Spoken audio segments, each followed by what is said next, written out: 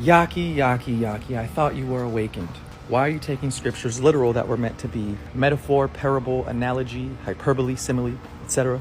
The tree of life is your spine. The Garden of Eden is your head. We were kicked out of the garden because, as within, so without, the oil starts in your brain, goes through the neck, leaves the head, leaves the Garden of Eden, and it goes to the tree of knowledge of good and evil, which is down here. We all know that your trachea, your throat, splits into two bronchi, then those bronchi split into bronchioles, bronchioles become capillaries. So from here, the tree, the trachea, it splits and branches off and becomes a tree of good and evil. You have a devil here and an angel here, but here is just God. Eden is the Macedonian word for one. Odin is the Norse mythological god. Odin is one in Russian. So Eden and Odin mean one. See, Odin has one eye because he represents oneness, which is basically non-duality. You can call it spirit, but it's source. It's basically love. It's the heart chakra. It spells ether. Earth or all matter comes from the ether. Earth is also a theater. This is why we have a single eye at the top of the pyramid on the back of a dollar bill.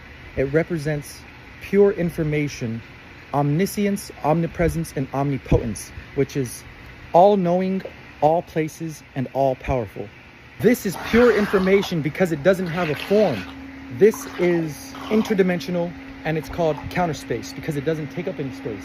It's the non-Cartesian nexus from which all things come from and return to. Thank you, Ken Willer. It's the dielectric field from which magnetism and electricity become manifest.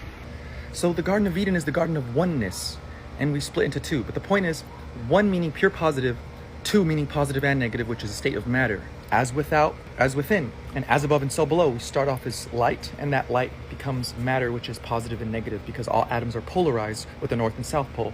The oil starts at your head, goes down to the root, and is supposed to come back up. That's why we're all supposed to go back to the garden. Well, there is a cherubim with a flaming sword swinging in all directions, guarding the Garden of Eden. That is a magnetic field, a flaming sword in all directions.